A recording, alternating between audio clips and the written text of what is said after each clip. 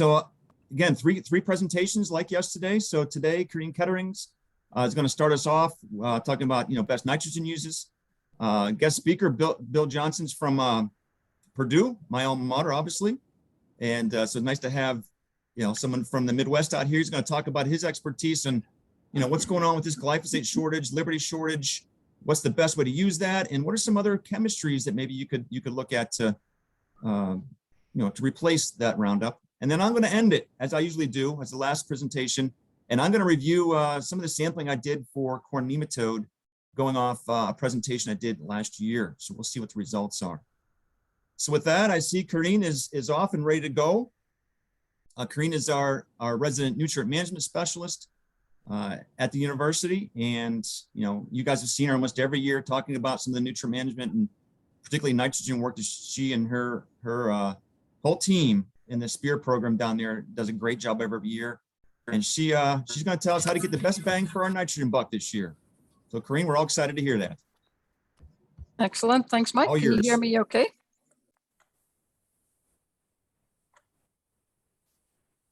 And I see your slides, but I do not hear you. I think Mike needs to turn his sound up again. I can hear you, Quirine. Okay, excellent. Excellent. I will get started then. I got you now, Quirine. I was on mute. Right. Excellent. I don't see a way of getting my video up and rolling, so I guess I'll just go without it and start talking. Mike and the team asked me to talk a little bit about getting the best bang for your nitrogen buck this morning. I have a slide presentation with 10 strategies that you might consider to make the best use of your nitrogen. And I also have 4 strategies for evaluation, how well we did at the end of the season. Not sure if I get through all of it in time, but I'm going to make a start. Before I do any of that, though, I want to introduce Kirsten Workman, our new nutrient management and environmental sustainability specialist at the ProDairy program. She was on very briefly. I am not sure if she's here. Kirsten, are you on? If so, speak up. I'm here. Can you guys hear me? Yeah. You can do a brief introduction. Hi. That was a really brief one.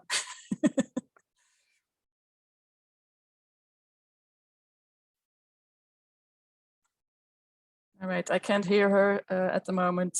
She is on the road, traveling to Ithaca right now and checking in through phone. So it might be a connectivity issue here.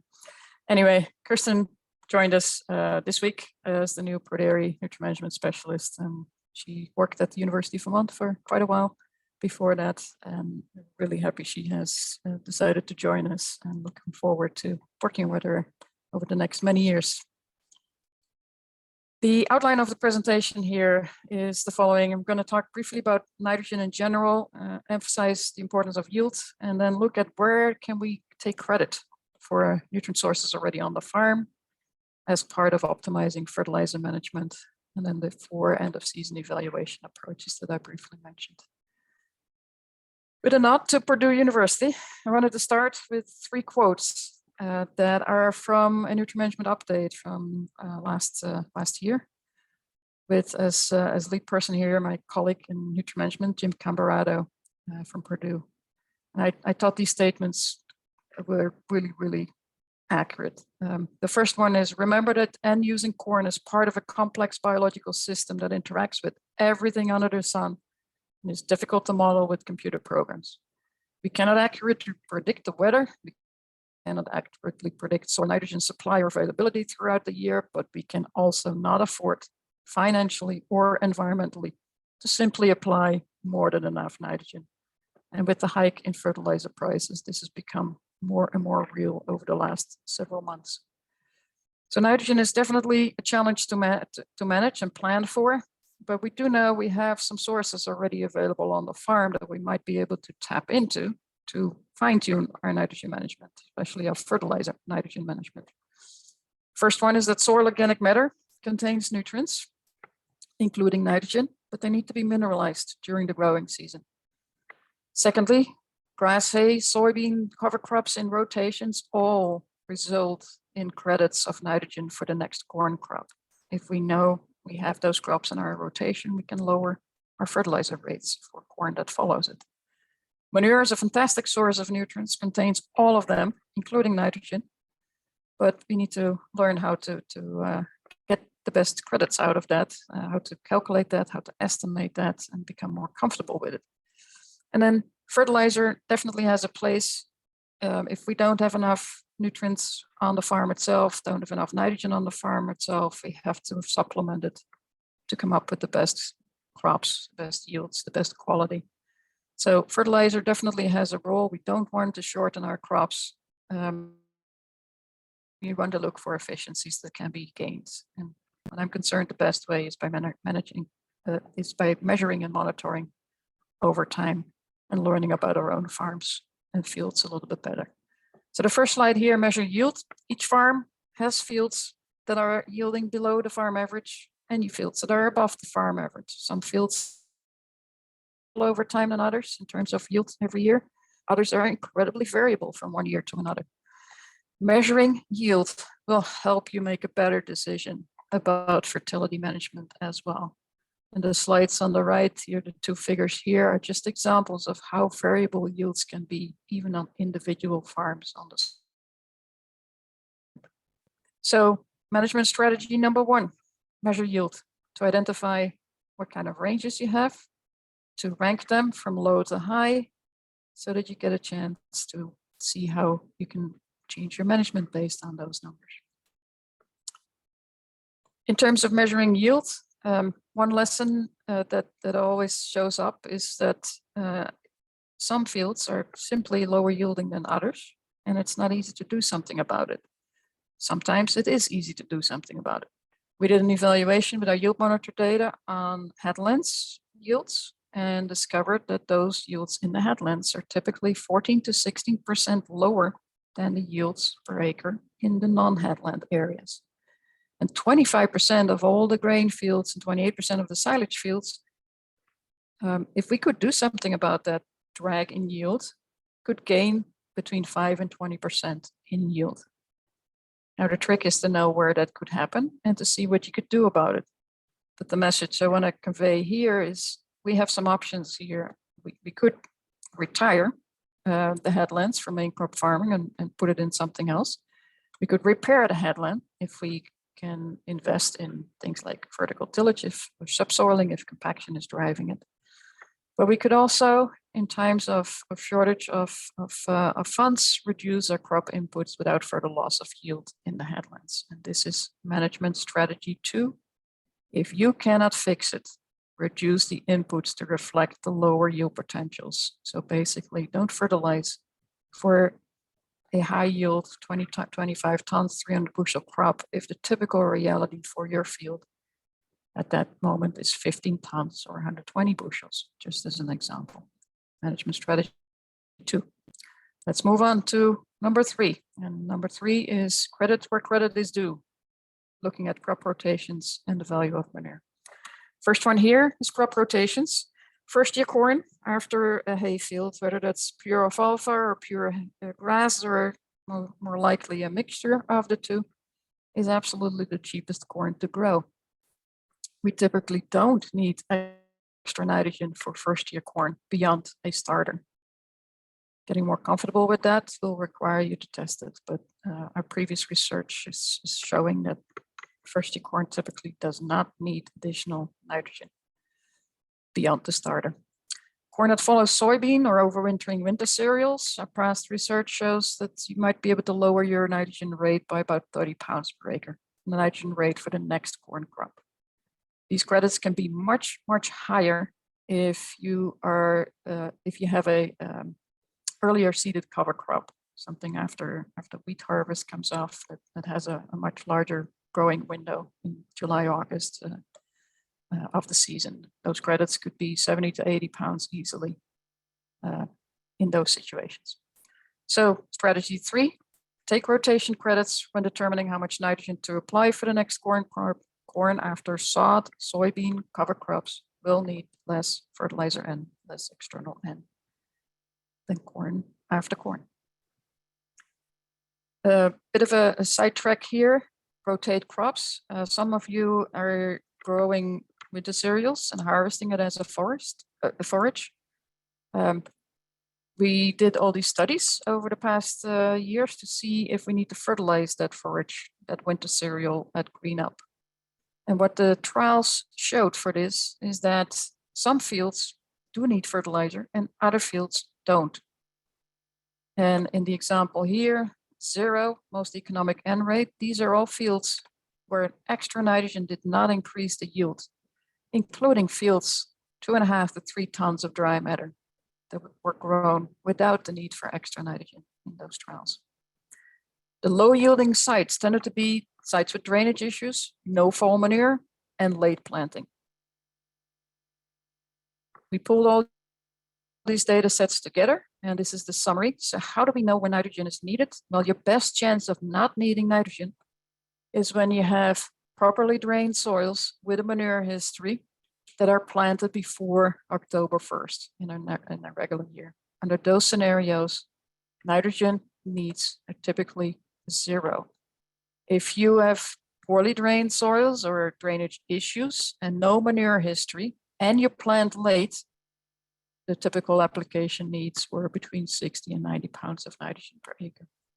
So if you want to harvest winter cereals for forage, select the better drained fields. Select fields with a manure history if you have those. Plant before 10-1, high chance of a good yield without needing the extra nitrogen. Value of manure. Manure, as I mentioned, has all 17 essential nutrients. It occurs in 2 forms in terms of nitrogen: organic nitrogen that behaves like a slow release fertilizer, and inorganic nitrogen that behaves like urea. And it can easily be lost if not incorporated. To show you the value of manure, real briefly, here's an experiment we did with Doug Young and the Mont Farm several years ago. We have strips with manure where manure was applied. This is one of them, this is the second one, and this is the third one where manure was applied. And then in between, strips where no manure was applied.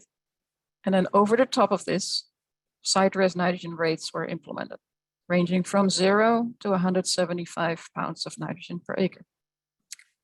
Now, just by looking at this image, this plain image here, you can see the benefits of the manure. Much darker color across the board, and we see absolutely no deviation in color as a result of the side-dress applications. And this shows up in yield data. Here's the fertilizer application rates that were implemented without manure. The optimum N rate was somewhere around 120 pounds probably.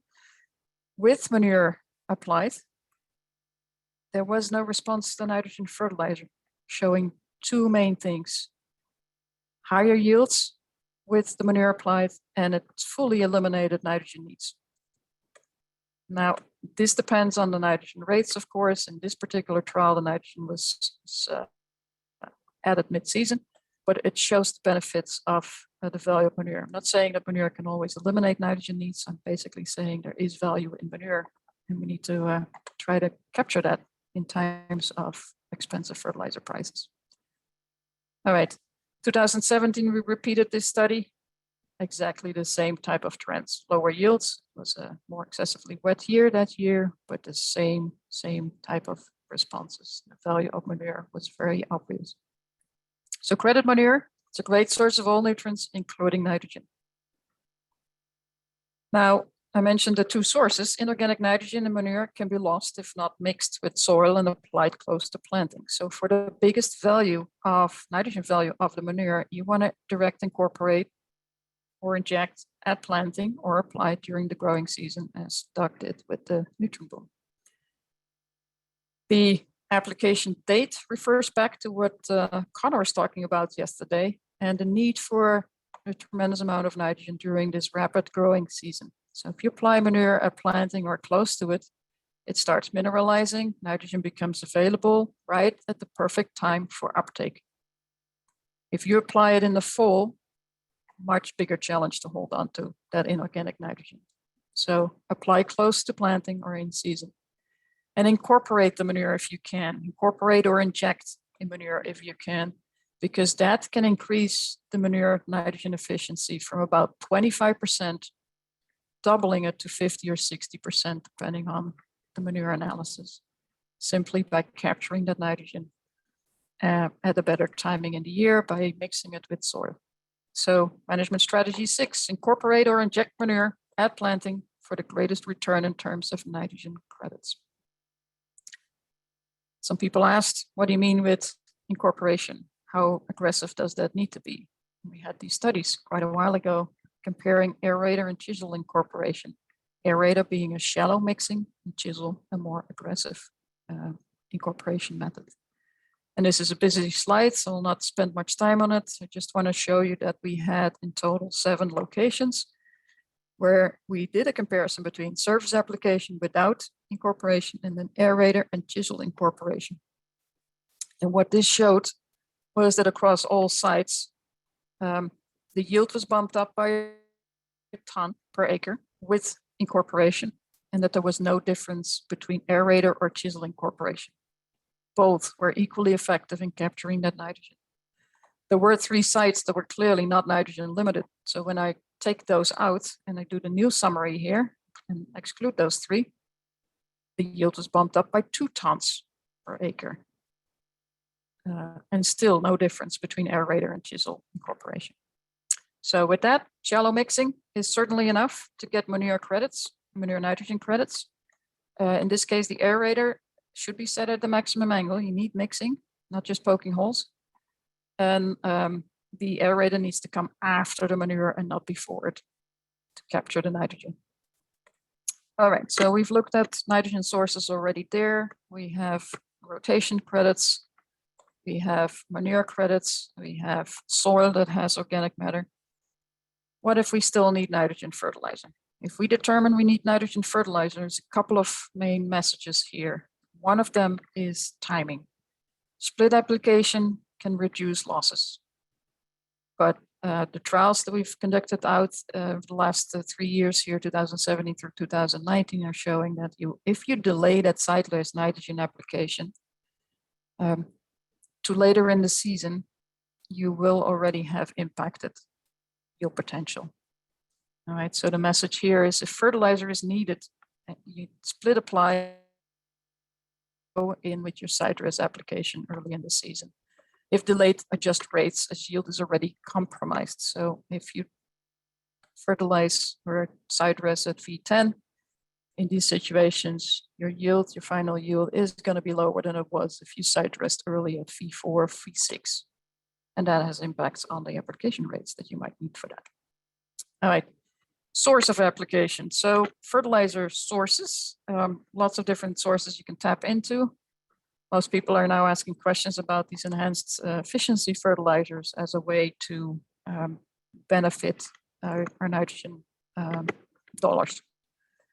2 different sources here, urease inhibitors that you could consider when surface application of urea is unavoidable, creates a window of 10 to 14 days during which ammonia volatilization is reduced.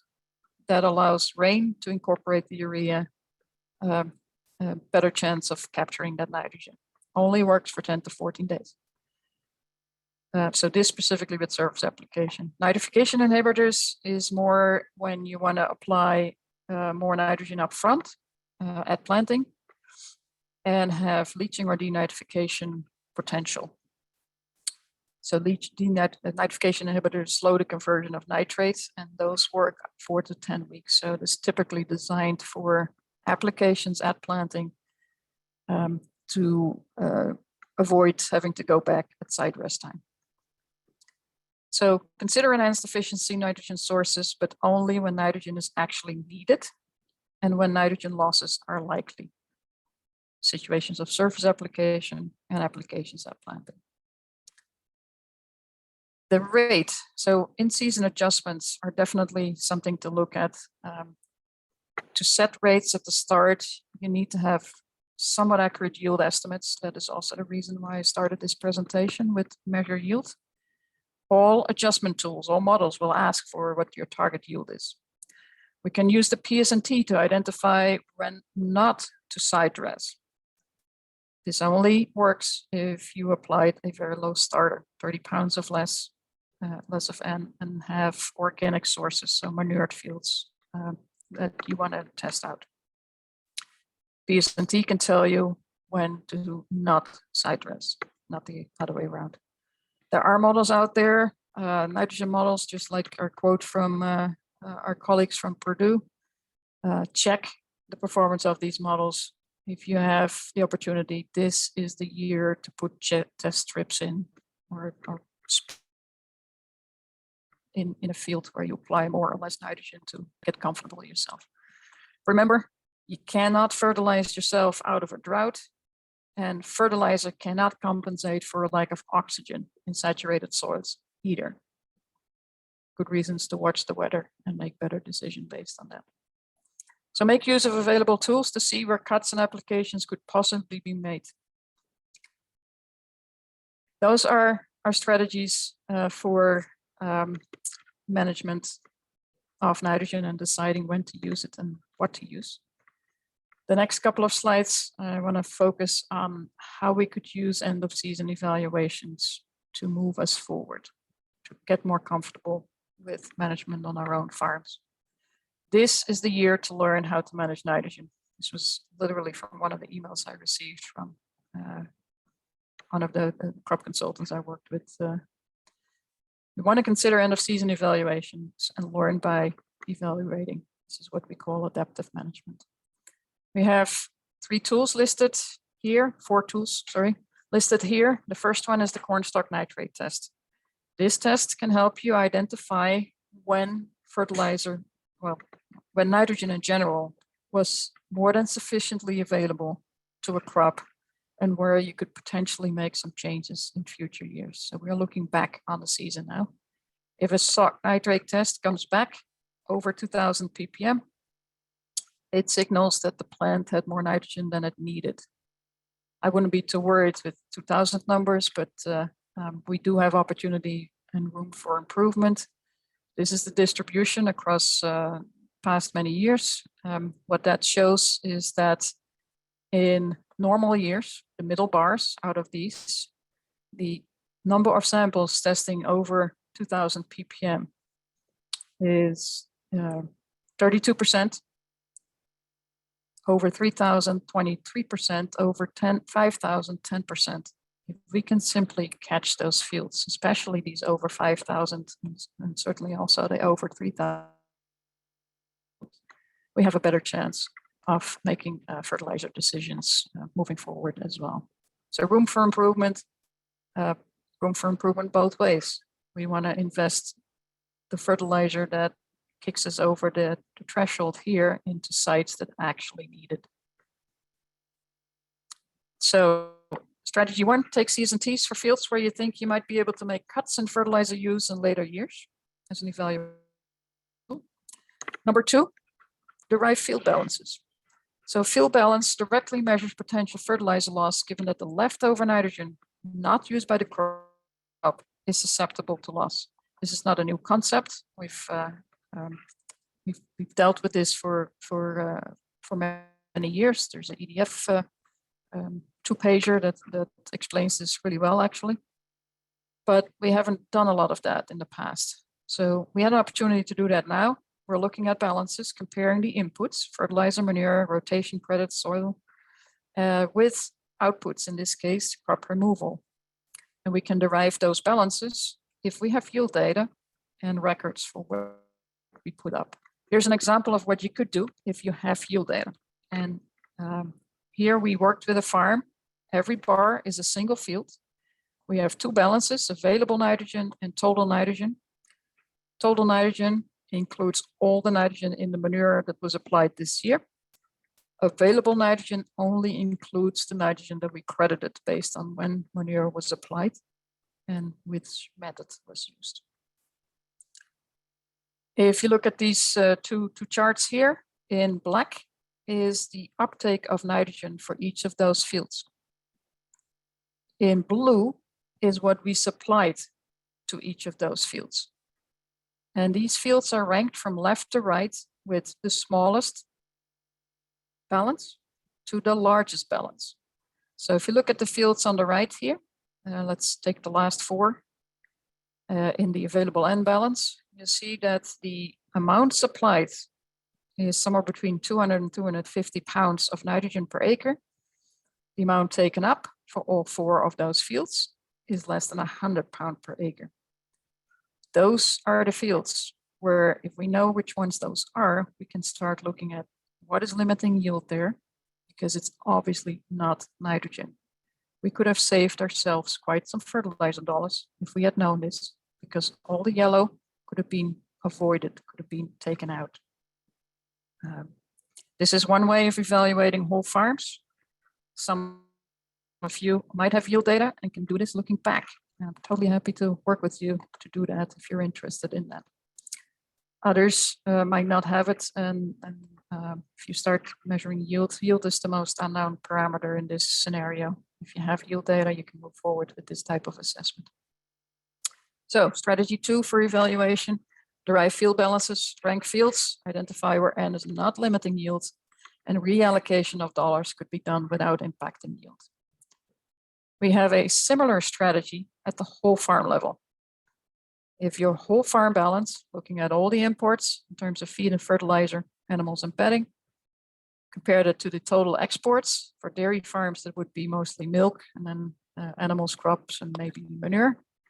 For crop farms, this would be more crop exports and not so much milk, of course. But if your whole farm balance is greater than 105 pounds of nitrogen per acre, you have opportunity for savings. I'm reaching the end of my time here. Strategy 3 here is to derive those whole farm balances to evaluate if opportunities for savings are feasible.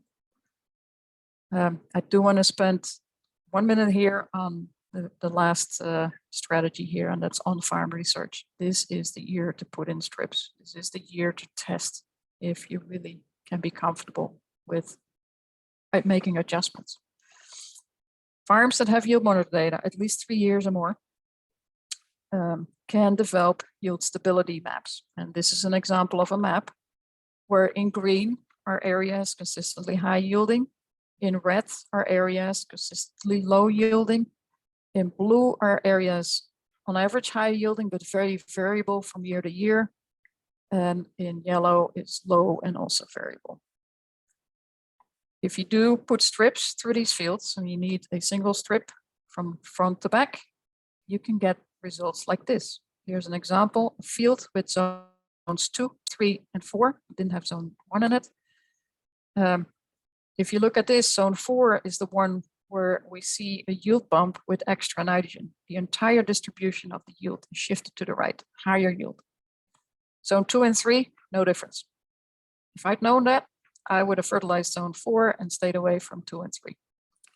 This is just an example. Another field we had in the study, no difference whatsoever. Nitrogen did not help us at all to increase yield. That doesn't mean the zones are not valid. It simply means these, neither of those 4 zones was limited by nitrogen. We still have yield differences between zone 1 and 4, but that's because something else is yield limiting, not nitrogen. So this is an really valid message to get back as well. So the last strategy I have for evaluation is here to conduct your own on-farm research. This way it's relevant to you, build your own database over time, and we can now use this the single strip spatial evaluation approach. We're happy to work with you on that. With this, I've reached the end of my presentation. I just have 2 slides to show all these strategies in summary. Measure yield, adjust based on yield, take rotation credits, winter cereals, if you want to harvest them, grow them on your best fields, not your poor fields. Credit manure, incorporate or inject, mix. And when you incorporate, shallow mixing is sufficient. You don't have to go aggressive. If fertilizer is needed, look at split application, don't delay. Consider enhanced efficiency fertilizers if you need to apply at planting or do surface applications, and make use of available tools to see where cuts could be made. On the evaluation strategies, CS&Ts, field balances, whole farm balances, and the single strip spatial evaluation approach for those of you that have yield monitor data and can put together these yield stability maps. With that, this is my last slide to invite you to participate one way or another. Send me questions. I'm totally happy to work with you. We hope to set up a joint on-farm research approach this year with as many people as are interested to look at the value of manure, to look at the benefits of cover cropping, and to look at, of course, nitrogen and other nutrient management practices as well. With that, Mike, I give it back to you. Thank you, Quirine. Nancy, I think there's a couple questions in there for Q. I don't know, Q, that's easier for one of us to read those, or you can see those. I can go from the back up. I don't know how much time you have for it, but I see one. I can start, you know, We looking at the bottom. And Three from questions. how late is too late to start to do this? All right. So the stock nitrate tests, you want to do that at somewhere between the normal time you would harvest silage. So you could go just before or just after corn silage harvest. We have two protocols. You could take them at corn grain harvest. I wouldn't go any later than that because the chance of contamination is too big after that. Ideally, take them when there's about 35% dry matter in the corn stalks. I see a remark that the musical selections for both days were great. Let's As we see. go up there, so, you know, the other one is what products are some urease inhibitors? What are some nitrification inhibitors? Most of the That's- products we hear about are going to be nitrification inhibitors. There is a fact sheet on our website that has listed several of them.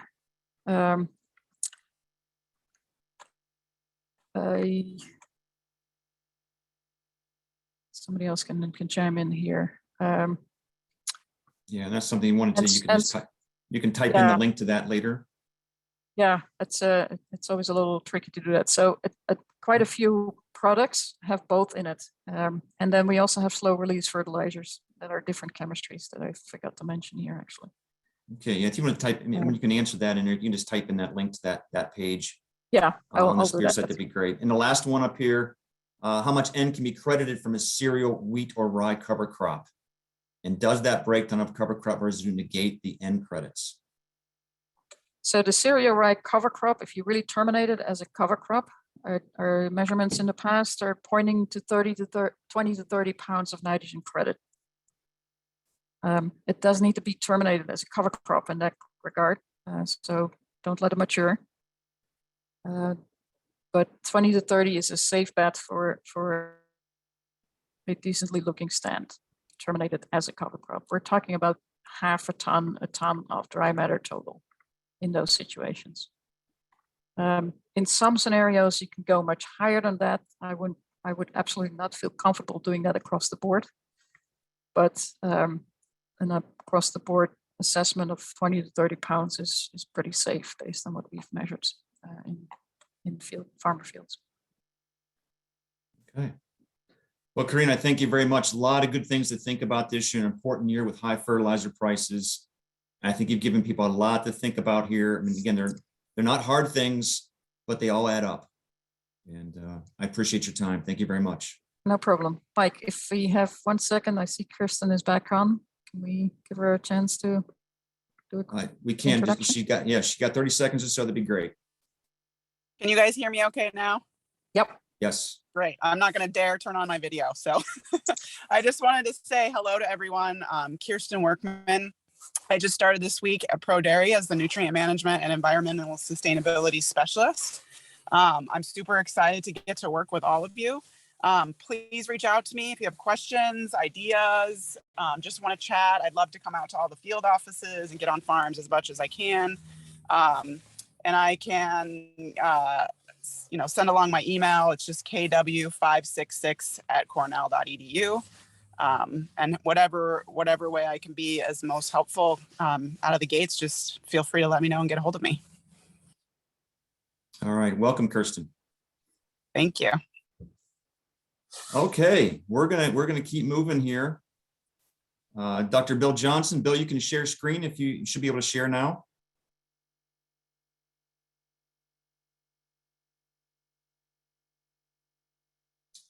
Let's see him. I'm on board. And you are muted, Bill, if you're trying to talk.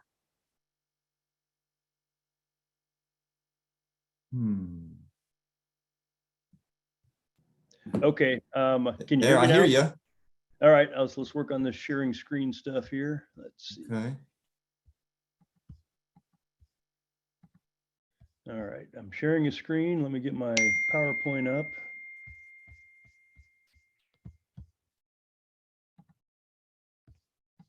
Okay, it's up. There you go. You're in good shape there. Whoop. It went out of presentation mode. Okay, let's try that again.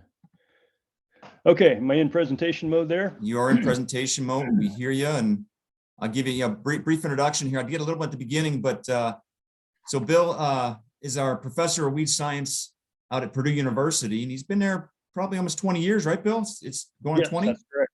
Mm-hmm. He was not there at the same time I was. We missed each other by a couple of years there at Purdue, but Bill has been on a great job with, Twitter accounts and things the last couple months, particularly with these shortages, with glyphosate, with Liberty products, and he's given some great advice out there to folks.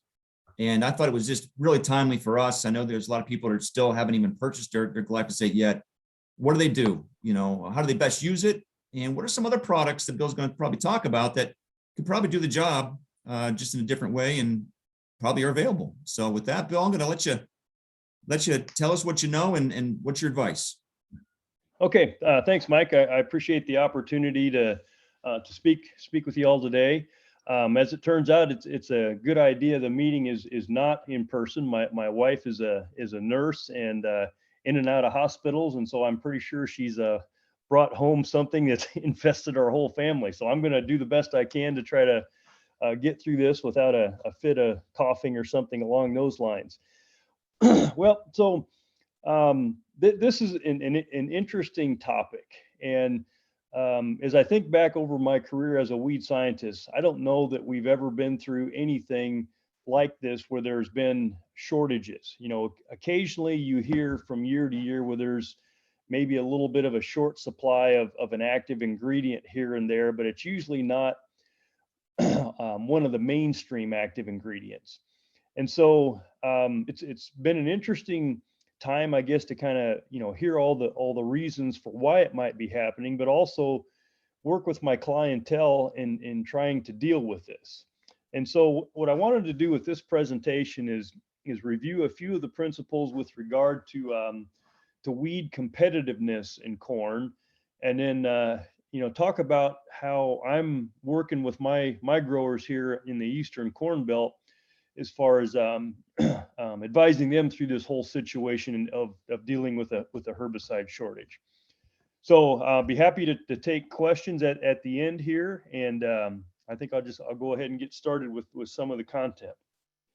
All right, now one of the things that I like to do when I talk about weed control in corn is, corn is kind of a fascinating crop because it responds so directly to periods of weed interference. It's much different than it is with soybeans. Soybeans tend to be a crop where if you get the rains late in the growing season, that it tends to be able to overcome some of the early season stresses.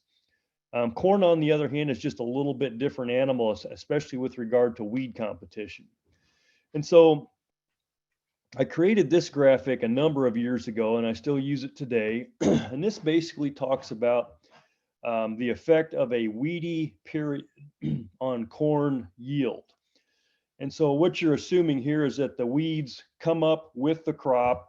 You do a single spray application at whatever timing after planting, and then weeds do not reinfest corn after that. And what you can see is as you delay that weed control timing into the growing season, that your yield is less. And I think the interesting thing about corn is that, what we typically find with corn is not able to recover from that early season weed interference period. There's some things happening with light and how weeds can influence the quantity of light that hits the base of that corn plant. And basically once that change takes place, that corn plant never really grows like it did or like it would have in the absence of weeds. So anyway, that's kind of a theoretical way of looking at that situation. Hey, Bill, real quick. There's at least for us, there's something on the bottom that needs to be hit. It's covering the lower part of your screen. Okay. All right. Let me hit hide here. Hide. There you go. There we go. Perfect. Okay. All right. Let's see here. I think I lost my hide screen or are you still seeing my screen? Okay. There we go. All right. You're good now. Okay. All right. Okay. So the second slide here then, basically, if we look at that green line, so this would be what I consider to be probably our most commonly used weed management strategy in corn over the last 25 years or so. We're going to use a residual herbicide at or slightly before our corn planting date. And then we're going to do some kind of a post treatment around 3 or 4 weeks after planting. With the whole idea there is that a field of corn never really sees much in the way of weed competition. And I've got dozens of studies that either I've done or I've looked at from surrounding states that basically says this is reliable. This is your best chance of having a crop yield that approaches 100% of the field potential on a pretty regular basis. So that's kind of what that looks like if we take a look at that green line. All right, now, let's see here if I can get my slide to advance. All right. Now, what there's been a lot more interest in, particularly in the last, say, 15 years or so, particularly when commodity prices were low and the price of glyphosate was low, was moving away from residual herbicides, planting a Roundup Ready or Liberty Link, although both, most of our corn is stacked with both of the traits, but excuse me, Liberty is just a whole lot more expensive than Roundup is, and trying to accomplish our weed control with just post-emerge treatments. And so again, I could show you hard data, which would basically give you the same message. But when you look at a number of studies, what you find is a little bit more variability with that kind of approach in terms of your crop yield. And again, corn is kind of amazing in that if it sees any weed competition whatsoever, it can change the way it grows and result in some penalties on yield. And so that's kind of what, from a theoretical standpoint, that's what your crop yield would look like if you threw dozens of studies into a database and looked at what those results would look like. Okay, so if I put both of those lines on the same graphic, this is kind of what it looks like here. And again, the lower line is really going to depend on how dense the weeds are, what your yield potential is in your field with, much like nitrogen, the high yielding fields tend to be more responsive to weed competition than the lower yielding fields. But many, excuse me, many different things can impact that. All right. So what do we know about weed interference in corn? Lots of data on removal timings and yield loss. We do know that weed competition has shown a real direct effect with reducing the macronutrient content of corn plants. And there's been a number of studies done by others. And then the Hellwig et al. Was actually one of my students. Ott was one of my students. And we know the macronutrient content is predominantly affected by the amount of leaf area produced early in the season. So as I mentioned earlier, I think one of the things that we just have recently gained a better understanding of is that when we have weeds or any plant growing in a cornfield, it changes the quality of light that's reflected from that weed biomass to the base of that corn plant. And what ends up happening is that corn will grow differently, even if that weed competition can be removed, or even if that weed competition is there just as a result of having say plants in a greenhouse pot placed next to that corn plant. But that corn plant will grow differently. It'll be more spindly, and it'll put a lot more resources into stem growth as opposed to grain on the cob. So that's why we've always created these weed management systems in corn, where we try to avoid any kind of other plants growing within the corn crop. Okay, so having established that we really want to grow corn without other plants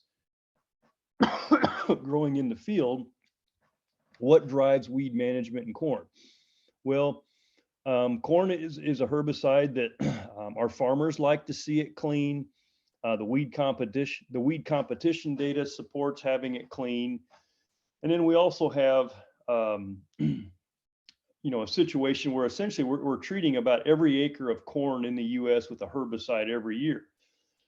We have weed problems like giant ragweed, burr cucumber, fall panicum, shattercane, Johnson grass, and water hemp that are difficult to control.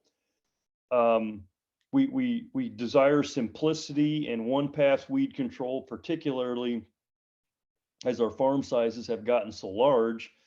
And then we've had issues with environmental issues associated with atrazine and some of the group 15 or the chloroacetamide herbicides getting into to surface water supplies.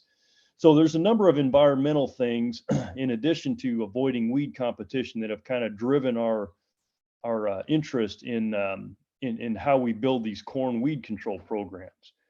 So one of the things that was kind of an interesting project that we did a few years ago, and I collaborated with my colleagues at Ohio State and Southern Illinois, and we conducted this experiment where we were really trying to evaluate how much pre-herbicide do you need in a Roundup Ready or Liberty Link system when you have a relatively broad spectrum, powerful post-emerge herbicide.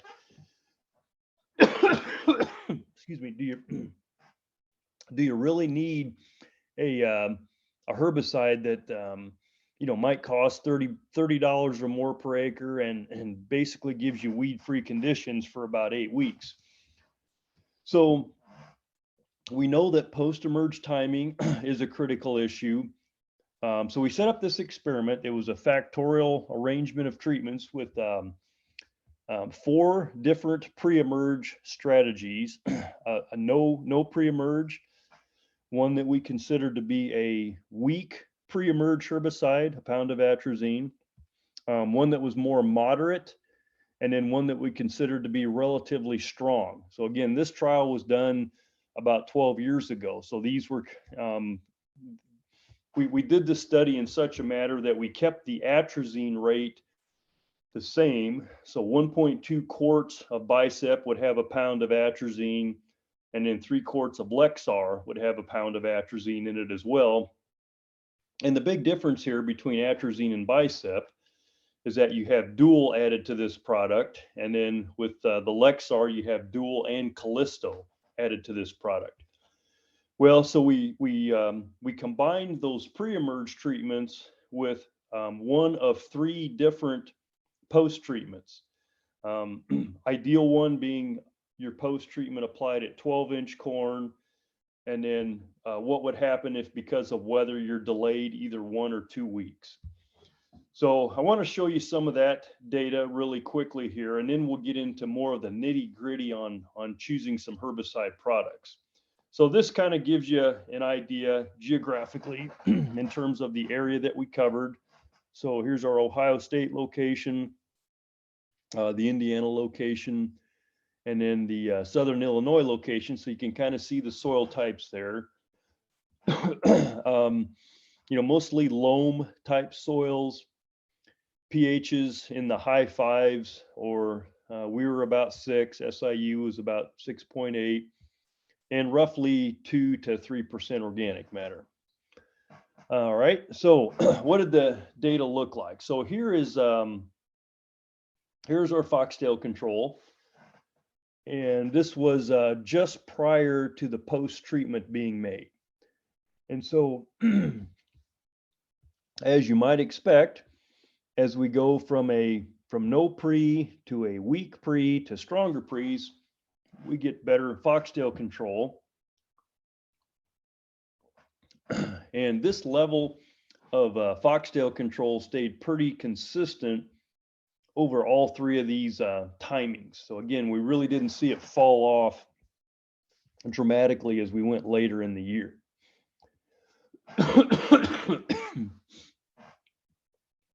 Here's the giant ragweed control.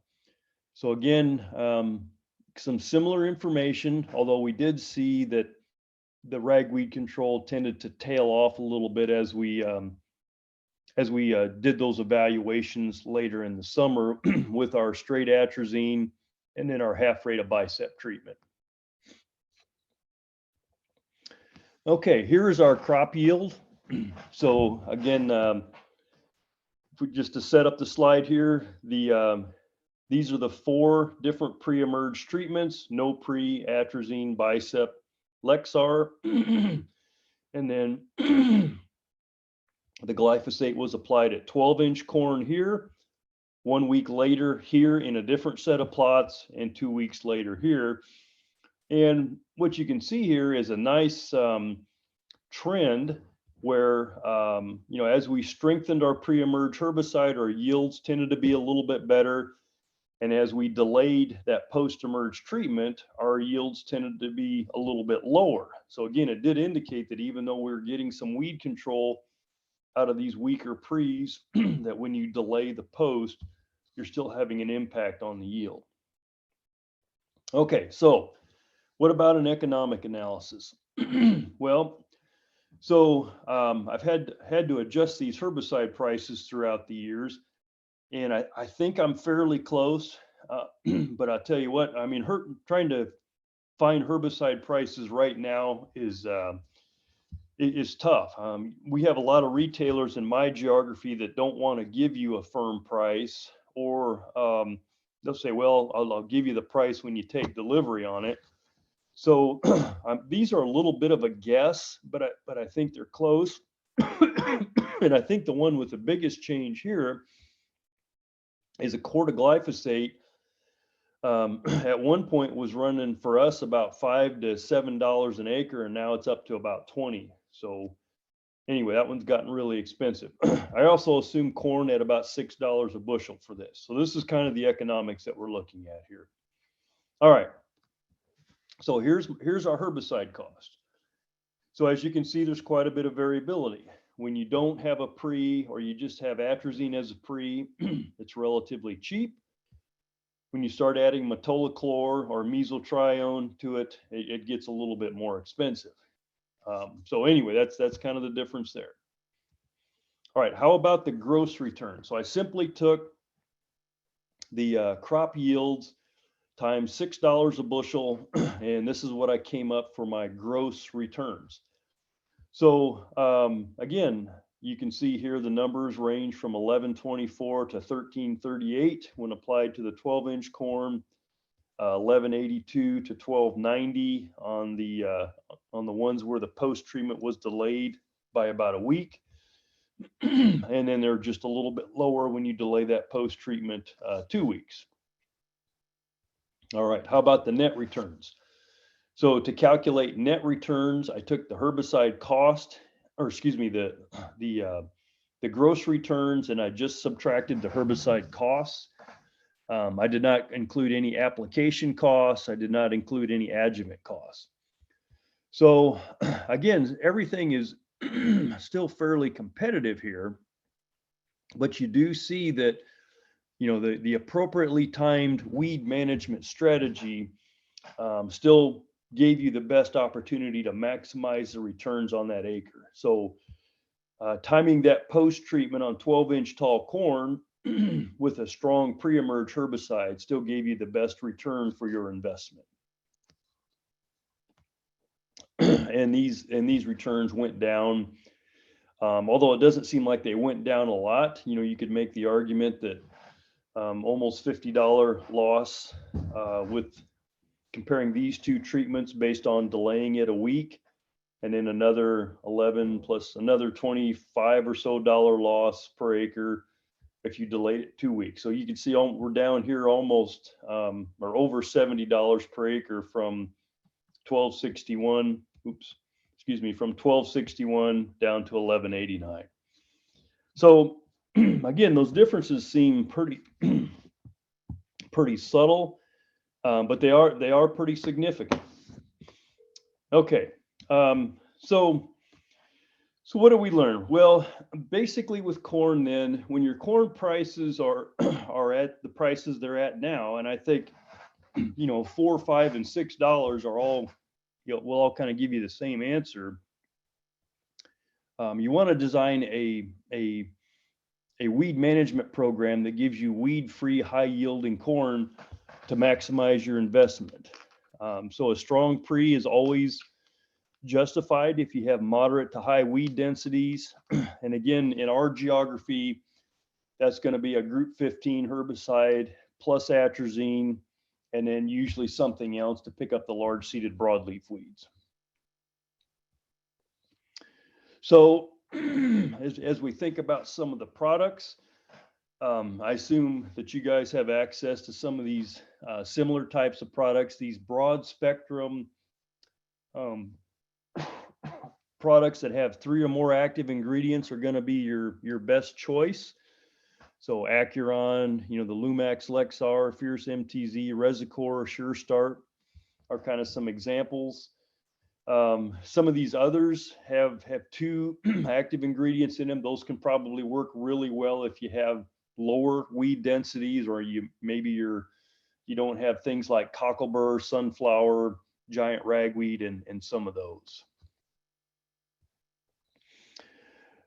So again, this kind of says the same thing. Make sure your post-emerged timing is optimized. You want your weeds small, corn growth stage relatively early.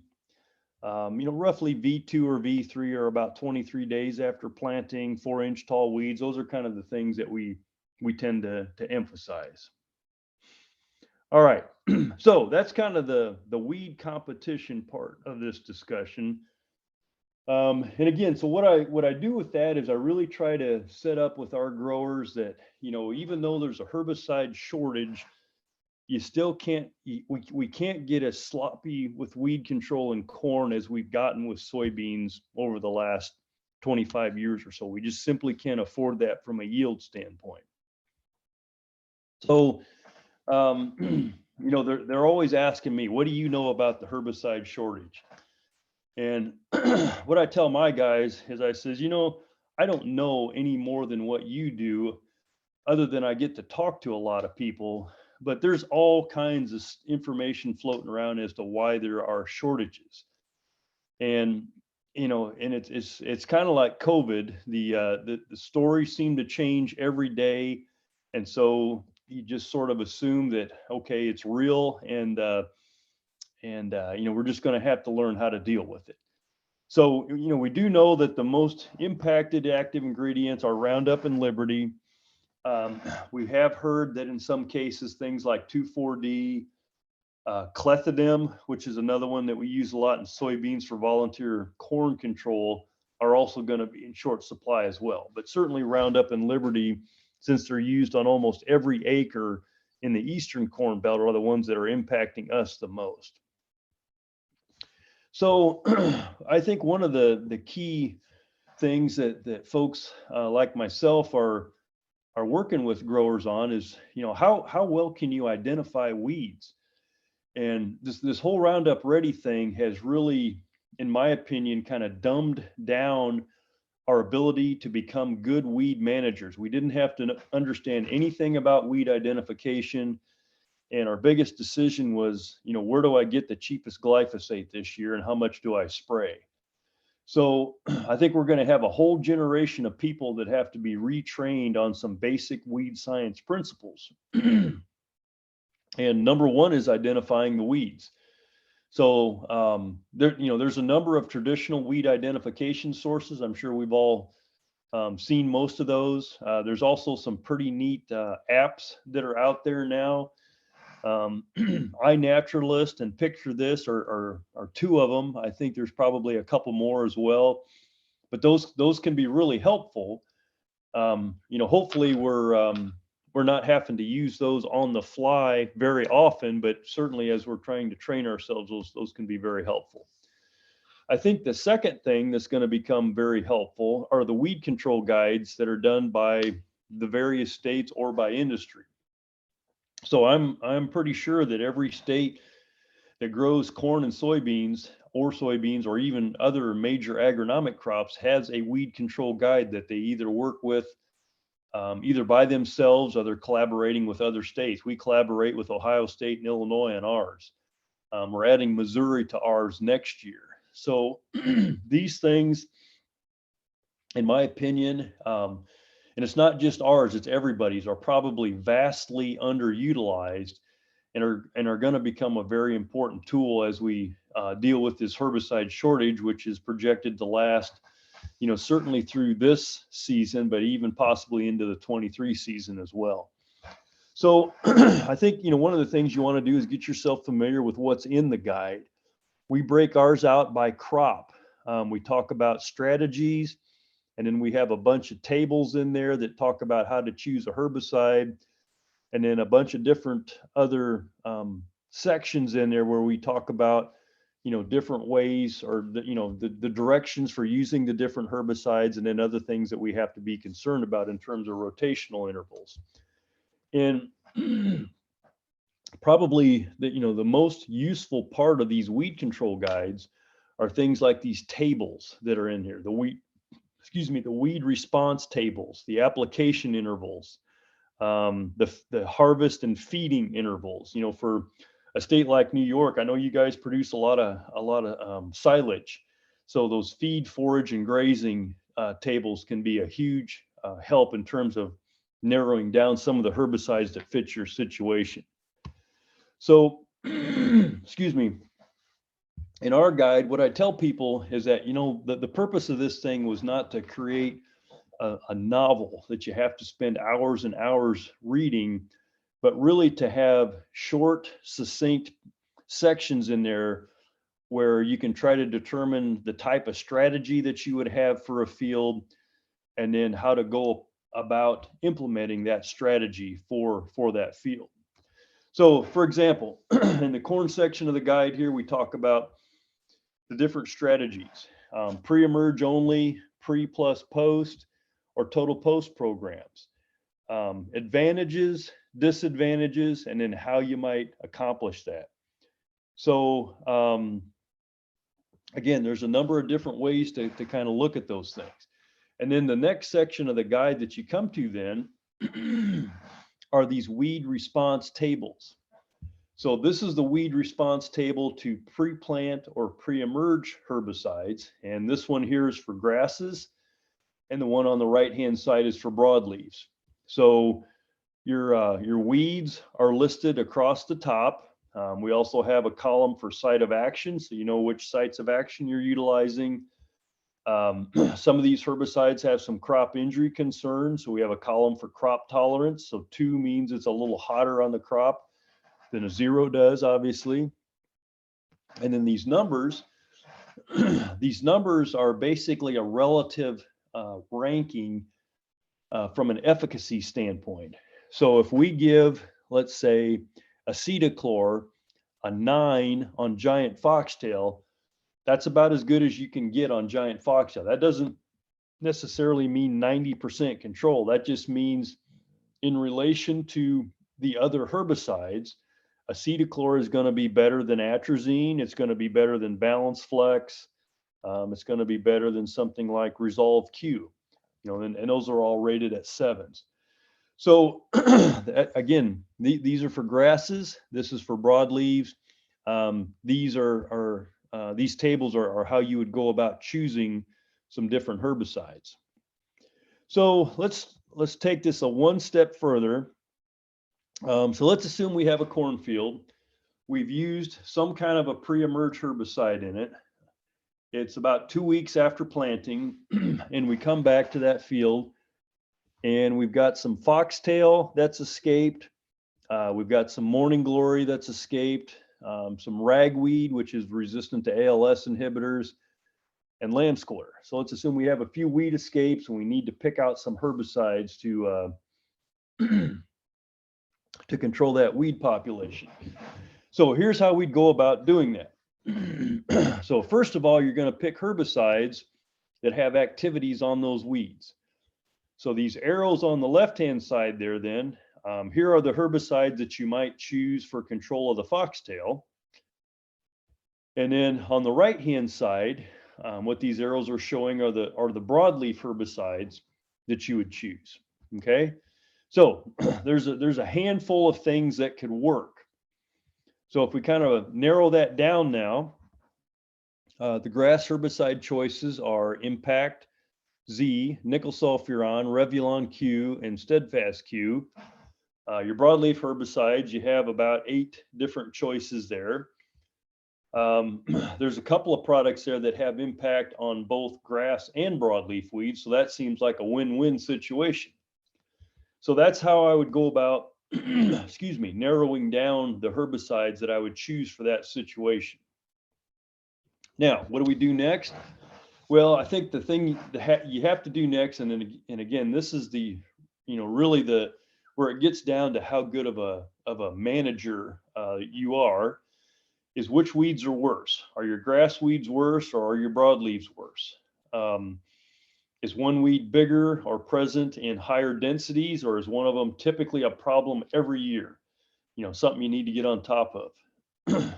So the other thing we have to check about too, particularly as we move away from being able to use Roundup or Liberty, is do I have some information on the sensitivity of my hybrid? Is it sensitivity to ALS herbicides? Is it sensitivity to 2,4-D or dicamba? Is it sensitive to any of these bleacher type herbicides like Callisto, Laudis, Impact, those sorts of things?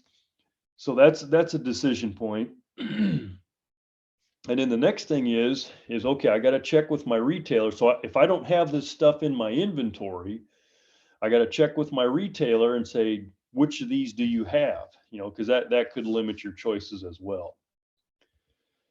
So the other things you have to think about, are you putting on any foliar fertilizers? Are you putting on any fungicides or insecticides, or are there biologicals that you're putting on? So you have to check for tank mix compatibility. With some of the major things, particularly foliar fertilizers and insecticides, many of the herbicides will have statements on there regarding compatibility. You can either do it or you can't. I think with some of the biologicals and with some of the fungicides, that's all a little bit newer. And my guess is that a lot of the herbicide labels probably don't have that information on there, because fungicide use in corn has grown in the last several years. And so I think that's relatively new to herbicide labels. Okay, so let's assume now that you've narrowed it down to either Impact Z or the other product, the Revulon product. Then you can go to the weed control guide and you can look for the write-up. And so what we've done with these write-ups is we've attempted to take information off of the label to show a reader how to use the product without having to sort through a lot of information on the label that may or may not be applicable. So again, here's some information on Impact Z. Can be used on corn up to 12 inches tall. You can add atrazine to it. Here's the adjuvants that you apply it with. And it does say you can use a slightly weaker adjuvant if corn is tender early in the year. So that's basically done to avoid some of the crop injury concerns. So if you decide to use something other than Impact Z, such as Steadfast Q, and you want to add status to it. So again, here's the write-ups for status and Steadfast Q if you want to tank mix those together. Gives information on the rate range. Talks a little bit about the application timing. So again, status 4 to 36 inches tall or V2 to V8, and the rate. This one here is going to be up to 6 collars. So, and then it also, for both of them, it also talks about the adjuvants. Here's the adjuvant description here for status, and here's the adjuvant description here for Steadfast. So with these herbicides, so again, you're going away from glyphosate and you're going away from Liberty because you can't get your hands on it. These are just some reminders on the ALS herbicides. You know, we have a long history of using these ALS herbicides in corn, but not recently. So we know that these ALS herbicides typically have a V6 cutoff date. Although with Revulin Q, it is V5. Some hybrids can be really sensitive to this and have some major impacts on kernel development and ear development. We have to accept the fact that they work slower than glyphosate, at least in the state of Indiana. I know we have a lot of ALS resistant foxtail. Most likely it's not the dominant population in the field unless nothing but ALSs have been used there in the past 4 or 5 years. We do have some ALS resistant shattercane and Johnson grass in the state. And again, they're not widespread, but this is all part of the decision process. Is if you know you're going to go to an ALS grass herbicide, you need to know which weeds that you have. We also know that these ALS herbicides are typically weak on things like crabgrass. The range fast intervals are a little bit longer. And then if you have a specialty type of corn, you know, whether it's popcorn, sweet corn, and I don't think silage corn would fall into this category with these, but those are just other things that you have to consider. So again, there's more tables in the weed control guide here. Here's our table 8 is the rain fast interval. We've also summarized the spray additives and the growth stage cutoffs in that table. So again, just more directions for use. We also have directions on the specialty types of crops. So I think for you guys in New York, with a lot of silage production, the grazing and forage intervals would be kind of important. So if we take a look at, let's see, impact was one of them. And we go down here, impact Z. So 60 days for grazing, 60 days for silage. So that would be something to keep in mind. If you're typically taking silage off in August, then you can't make these applications much past really mid-June or so. With something like Revulin, let's see if I can find that. Oh, here's Revulin, 45 days for grazing, and looks like 70 days for silage. So that one's even longer for silage. So again, that could force you to go down this pathway of using impact rather than Revulin in a situation where you need to harvest that corn for silage. So anyway, those are kind of the discussions that I go through with my growers. So I'm kind of getting towards the end here. Excuse me. One of the things that we've done as well is, I started getting a lot of questions on this. So we put together a couple of newsletter articles on this topic. And basically in these newsletter articles, we kind of went through some scenarios here. And these are scenarios, again, that I would encounter in my geography. And so, we kind of went through how you would approach this, based on what weeds that you have in your tillage system. And I know some other states have done this as well. So again, I think if you do enough hunting around out there, you can find this type of information for your situation as well. But I really do think that as you get a chance to read and absorb more of this information over the winter months, it's going to help you make more informed decisions going into next year. And one of the things I tell people is that, I can do all kinds of training in the winter months, but my biggest fear is we get into April and May, and the folks that haven't put some thought into this, and you're really scrambling with trying to indicate to the folks that haven't done their homework on it, how they're going to approach this. I think that's just a setup for disaster, given how sensitive corn is to weed competition. We've done a couple of others as well on, how would you do an alternative burn down if those herbicides are in short supply? Or how would you terminate cover crop mixtures if you can't get glyphosate or glufosinate?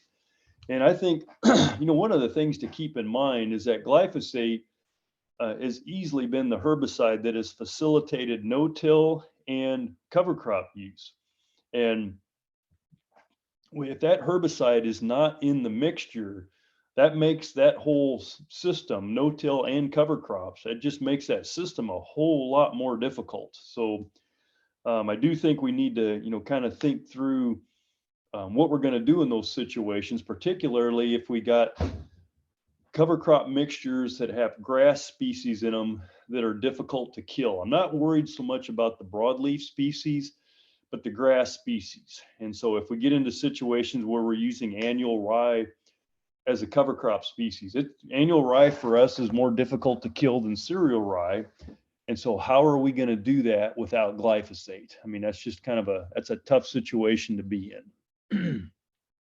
So I think that's the end of my presentation. I'd be happy to take any questions, and I'll try to find the Q&A section here and see what we have for questions. But otherwise, Mike, I think that's kind of the end of my formal presentation. All right, appreciate that, Bill. I was looking at those last couple of articles you have there. Those are all from the Pest and Crop newsletter? That's correct, yes. Okay. So that's the main newsletter. I think, well, they're probably monthly now, but at that time they were probably weekly newsletters. Yeah. I think we do weekly newsletters for about 9 months out of the year, and then in the winter months they go to monthly. Okay, so I see some questions in here. Yeah, there's a couple in there. Okay, so I'll start with the bottom here. Where would we find a weed guide similar for New York? Mike, you might have a better answer to that one. Yeah, for us, I mean, Russ Hahn, we currently don't have a field crop weed scientist, and our last one was Russ Hahn, and Mike Hunter has made some updates to that, the recommendations, but yes, a lot of work needs to be done on that. I know we do take some things from Penn State. They're able to help us out from the Northeast perspective, and I even have a copy of their crop management book to cover weed things. So between ours and Penn State's, at this point, that's all we have. Okay, all right. The one above that, how can we get your weed control guide? So there, we distribute ours through the Ohio State Publication Distribution Network. Our publication distribution network is not very functional. Ohio State's works fairly well. So let me see here. I will try to find a phone number to call during the next presentation. But there's with our weed control guide, you can either get printed copies or PDF copies. I think the printed copies are about $18 a copy, and the PDFs are 14 or 15 or something like that. Yeah, it'd be great, Bill. If you can find a link or a phone number, that would be great. Yep. Okay, the one above that was, I'm a pesticide dealer. I priced out generic glyphosate at 40 and Power Max 3 at 72. Yep, that's almost 4 times the price. And that price is only good for 2 to 4 weeks. We're hearing the same thing. Our retailers are already pricing generic glyphosate at $60 a gallon. And we're hearing that it could go as high as $80 a gallon. So yeah, it sounds like you guys are in similar situation here. Okay, what role can cultivation play? So, excuse me, if you're in a conventional tillage system, you know, obviously tillage can come back into the mix, either pre-plant tillage or cultivation, rotary hoeing, all that kind of good stuff. You know, if you have low weed populations, and you don't have a lot of stuff growing in the crop row, those things can be hugely successful. If you're on rolling soils and you've been a no-tiller for quite some time, you know, you hate to go back to tillage because you know how much soil erosion that can cause. But I think tillage is going to come back into our weed control arsenal. And it may not be because of a herbicide shortage. It may be because we have so much resistance at some point that we just don't have herbicides to take care of it. All right, what if I'm unable to get post material? So again, that's one of the things that I'm really concerned about is, you know, folks that haven't, you know, we get into April, May, and we haven't prepared. That's one of it just scares the crap out of me.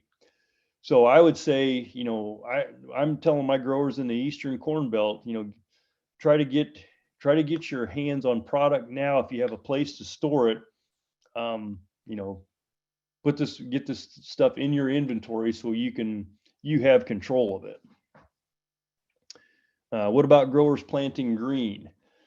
So I think in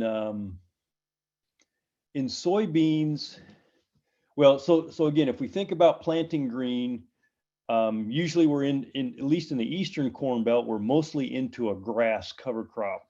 So in soybeans, we can use clethodim, and if we can get clethodim, as long as we have nice warm weather conditions, most of our grass cover crops can be terminated with clethodim. It's not going to work as fast as glyphosate, but it can be helpful. In corn, planting green in corn is a little bit more of a problem because most of these ALS inhibitors are not nearly as good as clethodim on grasses. And then, you know, and they don't work very fast either. So that grass cover crop is gonna compete with corn for a longer period of time. So if I can't get my hands on glyphosate or glufosinate, I would be really reluctant to plant corn green. Soybeans, I might still be okay with it, but corn, I would really urge you to not do that. Okay. All right. I think that's. But what you mentioned, annual ryegrass, I mean, I know we plant a lot of annual ryegrass, you know, as cover crops that overwinters, obviously. That can be a tough one for us. Yep. Besides clethodim, I mean, what are you looking for? What are some other alternatives for annual ryegrass? In beans? Well, in both. Yeah, and so in beans, clethodim or quizalofop. So basically, Select or the Assure products are their generics. In corn, there aren't any. I mean, basically, so what you want to do in corn is you want to terminate it before planting. It's probably going to be a gramoxone-based program, or you're going to go in there with something that has rim sulfuron in it. The balanced product can have some activity on small grasses as well. They basically need to be about an inch tall or less. So again, that's going to be something that you're going to do before planting as opposed to planting green. Does that kind of answer that question, Mike? Yeah, it's just, I saw there was somebody in the end said, you know, please share that alternative glyphosate for cover crop termination. That's just one for us that as it starts getting wet here, sometimes we get caught. Yes. Yeah, we run into the same thing as well. So it's all every year we kind of deal with, you know, what are some best ways to go after, particularly that one. So the links to the article. So if you go to the Purdue Pest and Crop newsletter, so let's see, I'll type that in here. I can. Yeah, if you can type that in, we're doing that, and you know, and even the gramoxone. I mean, it's expensive. Are you guys starting to see that really tough to find now all of a sudden? Not yet, not yet. Yeah. But with gramoxone, remember that there is now a federal label that you have to go through some additional training, and it's an online training, and you have to kind of pass one of these tests, and it's pretty easy to pass. But there's some additional certification that you have to do for gramoxone. Yeah, for a respirator, you got through fit tests and everything else. So we do have some of those in the area. Where we, they do have some fit tests to get that certification. I believe it's a yearly certification to use gramoxone. Yes, that's correct. So Mike, I got one more question here. If I have some Roundup Ready Power Max on inventory and want to try to increase acres covered, how low of a rate can I use for annual ryegrass or annual grasses, excuse me? How low of a rate can I use for annual grasses? Is 11 ounces per acre too low? What about the lowest Roundup Power Max rate for annual broadleaf weeds? Okay, so I'll answer the grass question first. If your grasses are small, 2 or 3 inches and actively growing, 11 ounces can work. Make sure you put ammonium sulfate with it if you have hard water, sprayed on a warm sunny day. So keep in mind that when you start cutting rates of glyphosate, it becomes it loses its efficacy on grasses much more rapidly than it does on broadleaves. So with the lowest Roundup Power Max rate for broadleaves is going to depend on the weed. If you have mare's tail or water hemp that's already been exposed to glyphosate, you're not going to kill it, or even lamb's quarter for that matter. Maybe things like sunflower or cocklebur, it'll work on if it's small and there hasn't been a lot of glyphosate selection pressure in there yet. But your best bet would be to put some 2,4-D with that low rate of glyphosate.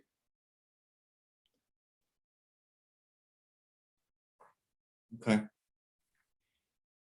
All right. I saw here somebody said a couple of suppliers, applicators in the area have decided not to carry gramoxone this year.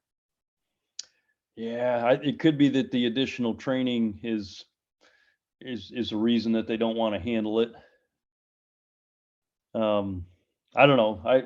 I would still shop around, because if you can't get glyphosate, that's going to be your best option for burn down. Liberty is not a good burn down herbicide for us. It doesn't work well in cool, cloudy weather. Yeah, no, we've seen the same here. Okay, well, Bill, I appreciate your time. I know you're struggling a little bit here. I hope you feel better. Yeah, I do too. the family can get through this, stay healthy. I know there's plenty of people on this call that are going through the same scenarios out here in New York too. Yeah, well, you guys stay well. I'll go through these. I'll try to find some of these links here and type them into the chat here. That would be great. Highly appreciate it, Bill. Thanks again for joining us. Okay, thank you. Take care. Bye-bye. Bye. All right, everybody, we're heading into the last piece here before lunch. Get things all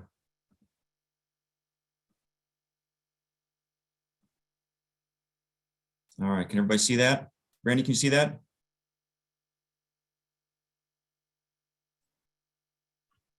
We don't see it, Mike. Yeah.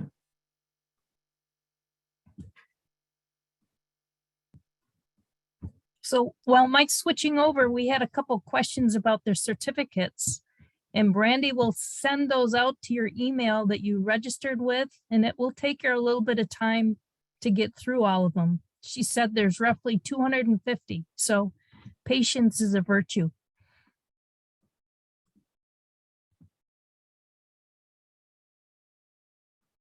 Now, how about it?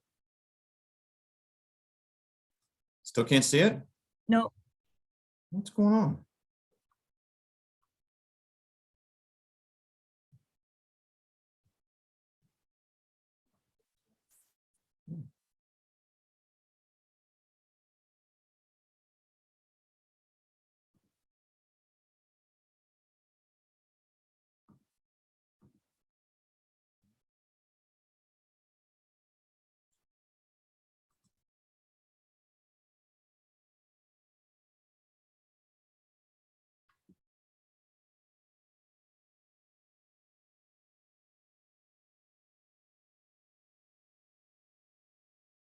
Oh, I see it now.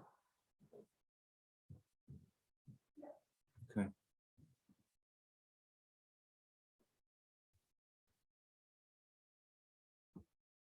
Now we got it.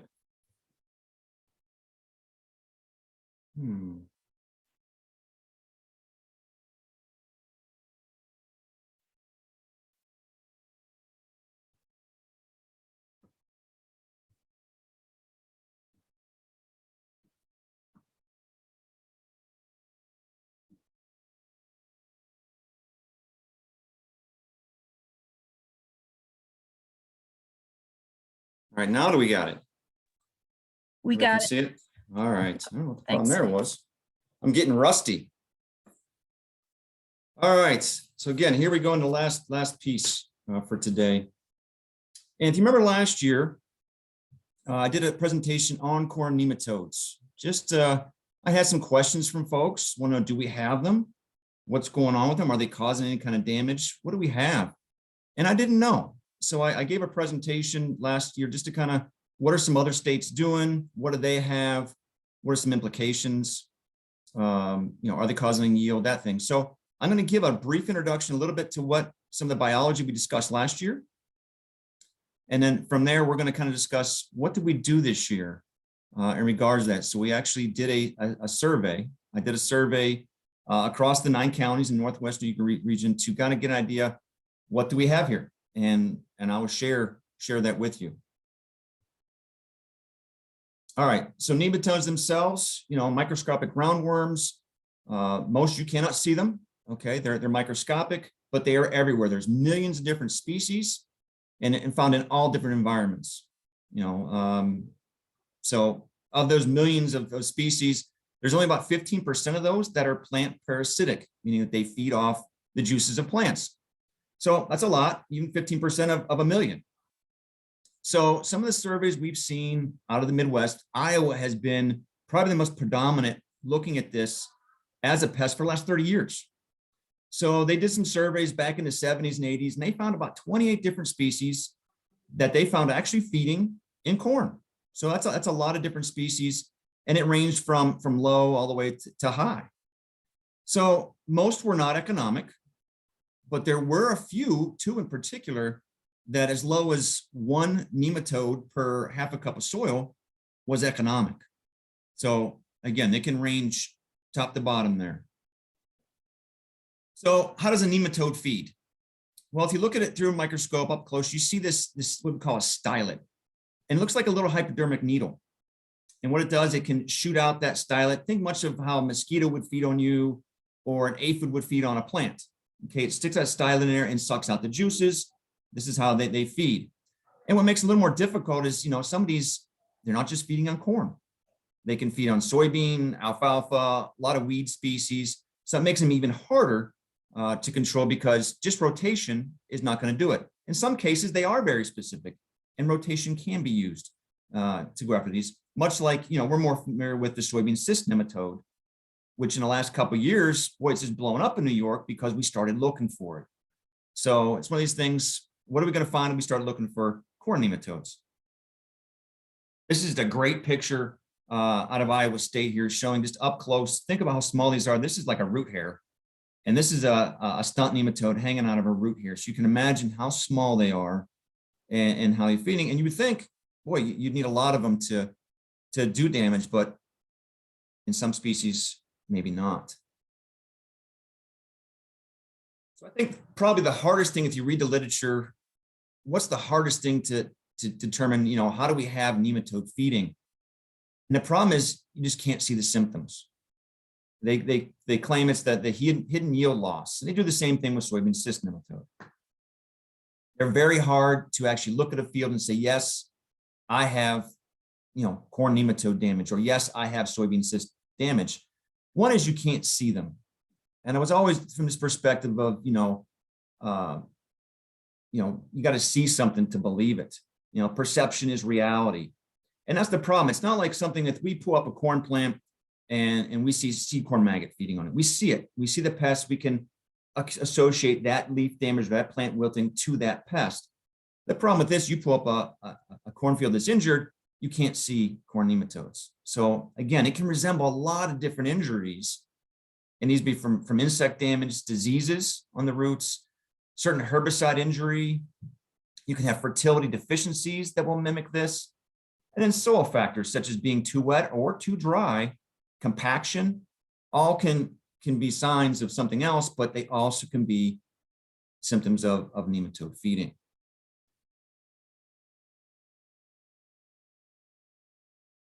All right, I want to show you a couple different slides here. And again, if you read some of these are extreme situations where these were identified as exclusively nematode damage. So that's the problem. You look at this, and I walked into a field like this. I was thinking, oh, maybe there's a common armyworm infestation or black cutworms got in here and limited some things. Do we have some soil pests that are causing the stunting? But from this perspective, this actually was nematode damage out in the Midwest. So you can see that it's not usually consistent across a whole field. It has these patchiness, and again, soybean cysts will do the same thing. They have these hot spots, and you figure out how they spread. They only spread through soil movement mainly. So, tillage or just harvesting or planting and moving soil is how they spread. Think of it much like Canada thistle, how that spreads. You have that one plant that starts, and being an undergrown rhizome perennial, every year that circle seems to get bigger, right? Very similar to how these nematodes are spread throughout the soil. So you see these larger circles that eventually form. And again, you go to troubleshoot them, you just can't figure out what's causing. It's not your normal culprits. Here's again is just showing some of the things which we think would be some chlorosis, some sort of a micro deficiency. Could it be something, like compaction, some sort of herbicide injury over the top, some sort of drift issue? But no, this chlorosis was caused from nematode injury. And you can imagine, as they feed on these root systems, they can reduce that root system, obviously. And therefore, you figure, somebody talked about it yesterday, it's a high percentage of these roots that are even smaller roots that are down deeper that these guys can feed on. So it prevents them from reaching out, absorbing nutrients from the soil and nutrient water from the soil. And we can cause different above ground symptomology like this one here. Roots themselves, good example here, if anybody has seen any kind of a dinitroaniline or something like prow or treflon damage on the roots, we have these sections that are stubbed up, and we see some regrowth. We've even seen this with corn rootworm, where we start to see some regrowth and stubbiness where corn rootworms had fed for a while, and it starts to regrow. But yeah, as you remove some of this root area, obviously, we know that's going to hurt the plant and show itself as an above ground injury. So what were some of the common species of nematodes that Iowa found when they did all their surveys? And they're currently doing another survey out there right now, because it had been, almost 25 years since they did their initial survey. But this is what they termed, of the 28 species they found, this is what they termed the dirty dozen. These were the 12 that they found most predominantly, that they for sure could tell were feeding on the corn roots. And again, like I mentioned before, they got some pretty cool names that are out there. They're usually ones that are pretty, you can, from memory, they kind of stick in your head. But they range in difference of levels of potential of injury. So they has low, medium, and high here.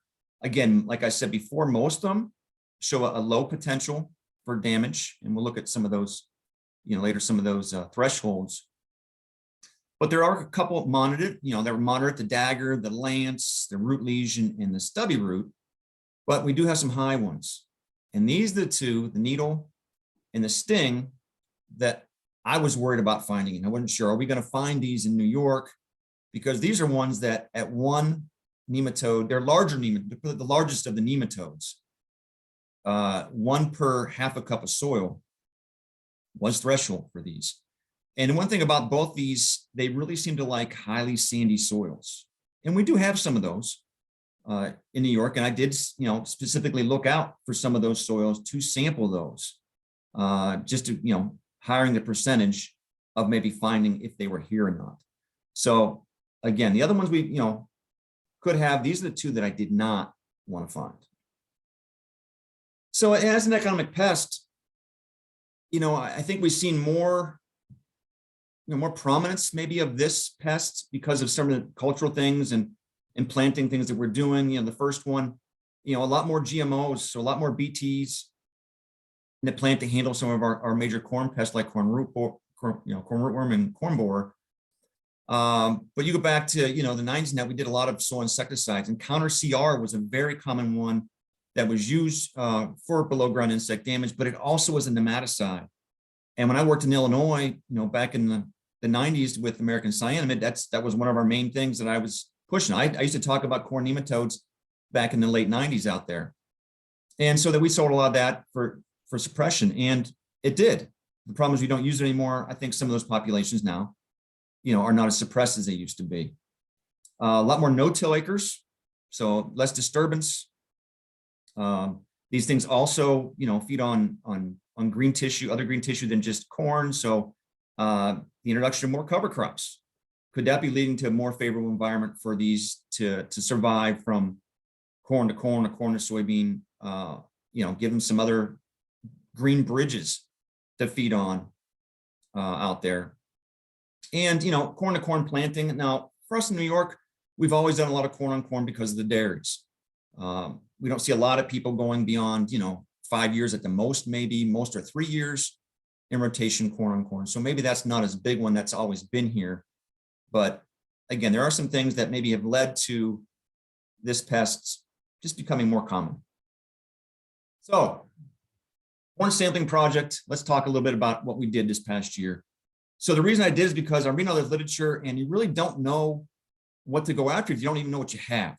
Okay, the most important part of any pest management is identifying the pest, IDing it. So there was no surveys that I could find that I knew of that were done in New York. And I really want to know, okay, what species are even present? Maybe we don't have any. I figured that probably wasn't going to be the case, but what do we have out there? And ideally, do we have these two bad species that we know right away, something needs to be done. When I sent these out, I also, looked at the damaging numbers. So where I sent them, they also gave me the populations in that half a cup of soil. So we can take a look at some of those. Some of those fields, could I see injury and back through it? No, I couldn't find any injury that I could relate to looking at the numbers caused any injury per se. And again, I'm only looking at the Northwest New York region. So I only went through the 9 counties from Niagara diagonally across to Seneca County that were in the Northwest New York team's region. All right, so just to tell you what I did here, ideally what you want to do, you're just taking a regular soil probe and you're angling it down beneath the plant root. So you want to get pieces of the root, obviously, because that's where the nematode is living. Usually, 8 or 9 inches down below there, angled. I took 20 samples per plant. Ideally for sampling, you really want to get them in a vegetative stage. You don't want them too early. You probably, they recommend you at least V4 up to about tassel is the best time to be sampling these for these cores. The soil's still a little moist. As you get too early, their populations haven't built up. If you get too late, we can get drought conditions and they will actually move, obviously, further down into the soil to find some moisture. So you kind of want to get in that vegetative stage. So we did it between probably V6 and V12, the sampling. And these were sent in, did 20 samples per field, and they were sent into SCN Diagnostics out in University of Missouri. And that's where we've been sending the soybean cyst nematode sampling. They've been excellent. So that's where we went with them. Just kind of wanted to show you, how wide of an area did I go through. So I sampled 45 sites, 45 fields, 5 in each of the 9 counties is how I worked that out. And again, I'm not really looking at soil types as much or rotations as much. Really, it's just getting a better picture, trying to, get the whole landscape of where we are and sampling in those areas. Again, this is mainly just a exploratory look at what do we actually have. And then we'll go from there. So yeah, so we sampled all the way across. Took longer than I thought. Calling growers, finding a good spot into corn that was in with the right frame of growth that I needed. So it was good. It was good to get out and cover definitely the whole territory this late spring. So what did we find?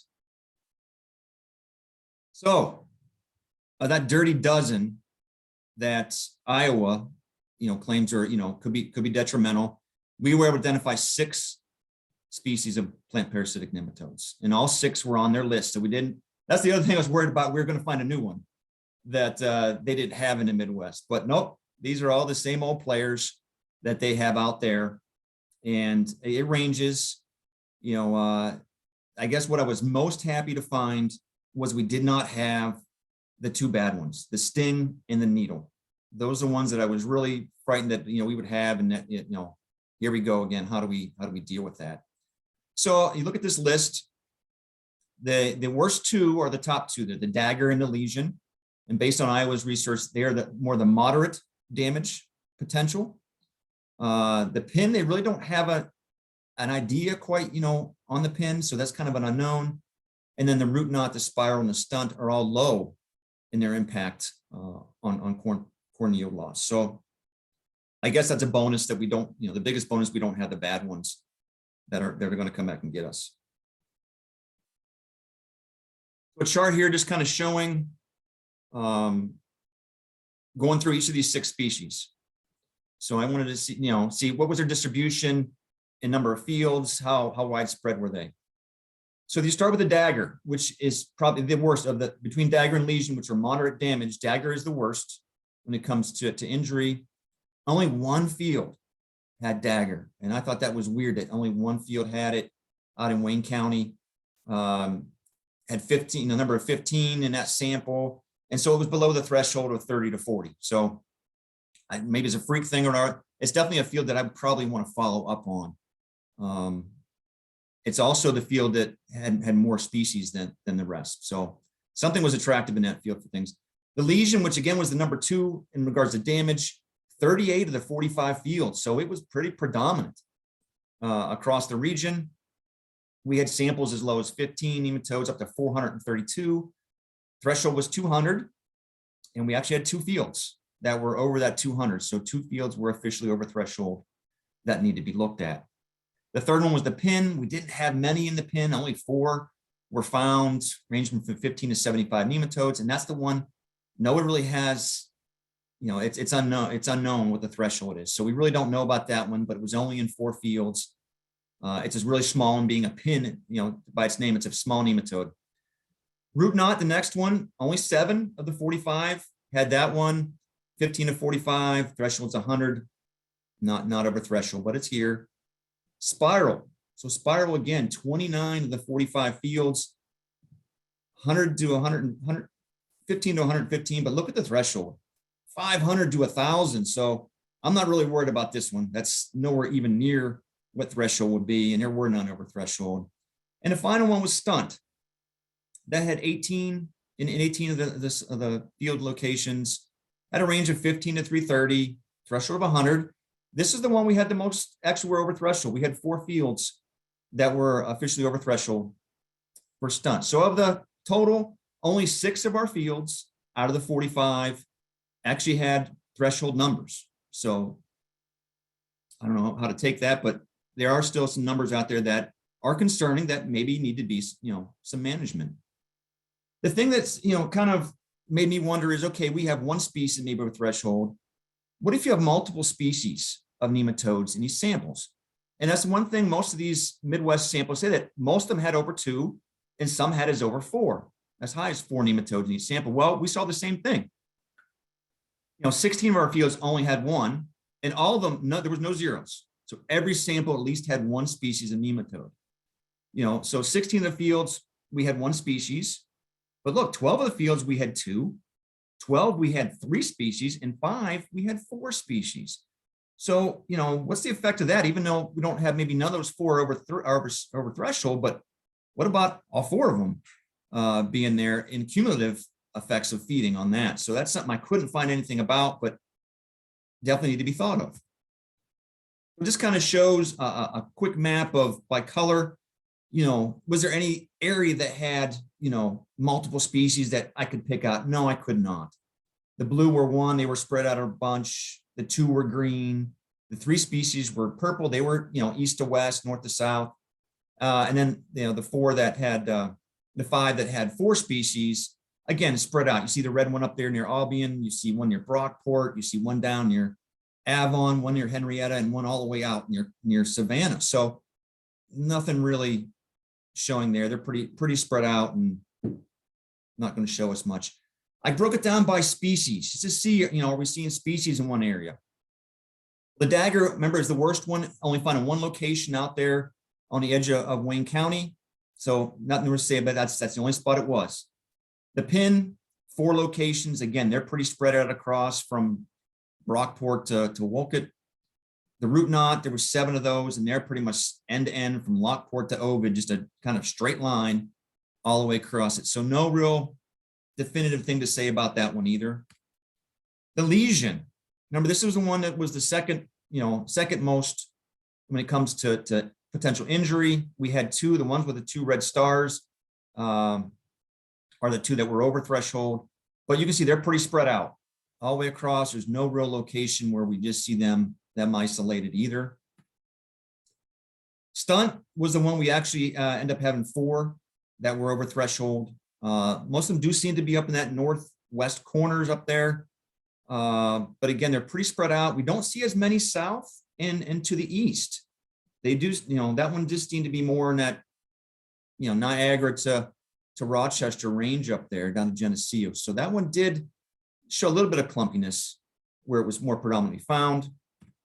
And the spiral was one member has the threshold of 500 to 1,000. We're not really worried about this. And it was pretty cosmopolitan in its distribution all the way across the board. So kind of to look at wrapping some things up here, what did we learn from this whole survey? Well, one was just, okay, yeah, we definitely have corn nematodes in Northwest New York. I suspect if my colleagues were to do this in other parts of the state, they would find nematodes. It'd be interesting to see whether they're going to find the same species that we found. My guess they'll find the same species and maybe a couple other ones, depending on topography.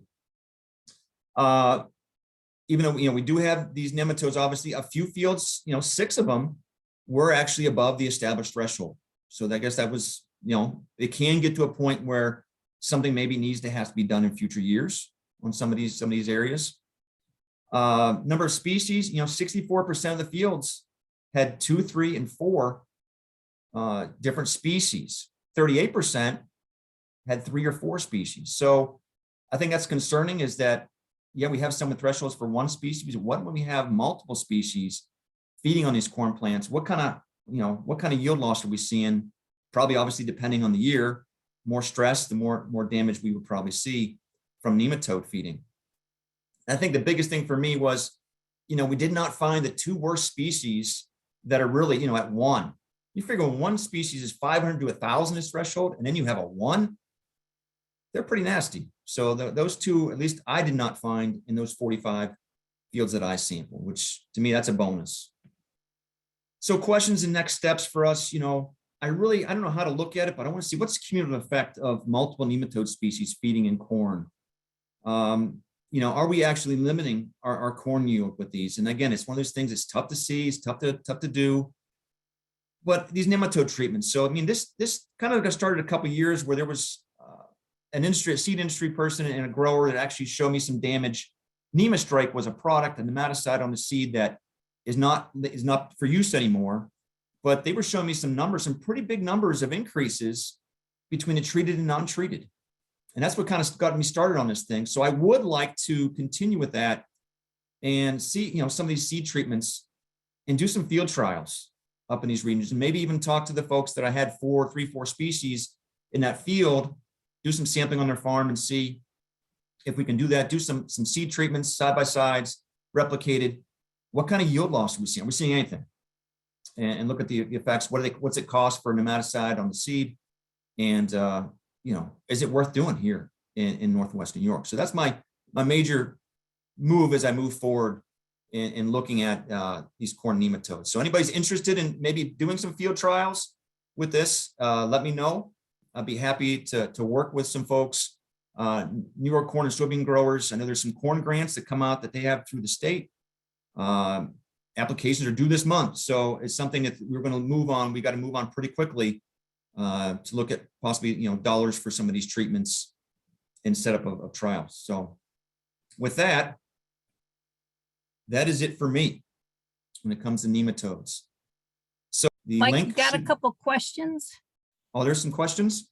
Yeah, one came in the chat, and this needs some clarification.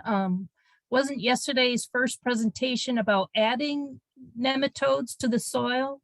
And now we're talking about bad ones. So just Yeah, elaborate so- a little bit on that. Yeah, so we do have, some good ones and some bad ones, obviously. Some good ones that feed on insects, and others, we were talking about plant parasitic ones. So we were talking about the 15% that just feed on plants.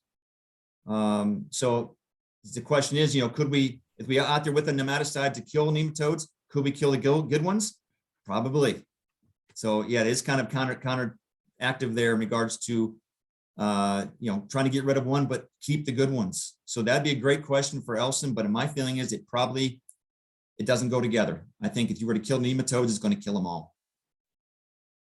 I Yes, can you read said that these was- to you if that helps. Yeah, go ahead. What was the lab that you used where you sent the samples? Yeah, so that's SCN Diagnostics, and they're out of the University of Missouri. And they've been excellent in regards to sending soils, and you have a bunch of soils that work with you on, reduced amounts and such. But yeah, SCN stands for, I think, soybean cyst nematodes diagnostics out of University of Missouri. If somebody wants those, just give me a call and I'll text you those contacts. So what's the correlation between, excuse me, farms that have these nematodes and equipment purchased from the Midwest? That's always, I think that's with any pest management. Right now we're dealing that with weed. Ideally, you need soil transport for these ones probably. So yeah, these machinery are not being cleaned like they are. And I know they're not, because we've seen, if you clean some of these combines that are supposedly cleaned, you can get buckets of dirt out of them. So I think you're absolutely right. I think definitely this can be transferred through machinery coming from other places. Yeah, I think you kind of touched on this. Will treatment for these harmful ones also be harmful to the beneficial nematodes for CRW? I'm going to say my guess is yes. If chemicals were used to control corn nematodes, how would that impact beneficials? You kind of covered that. Yeah, so that's something I'll follow up with. I'm going to follow up with Elson on that one, because I don't know, but to me, it's just an educated guess on what I think is going to happen.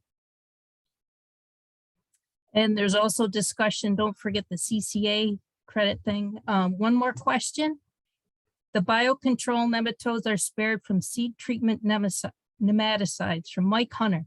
The biocontrol nems are insect attacking. The seed treatments are taken up in the plant and kills the plant parasitic nematodes. Okay. Yeah, Mike's worked with those beneficials up there in northern New York.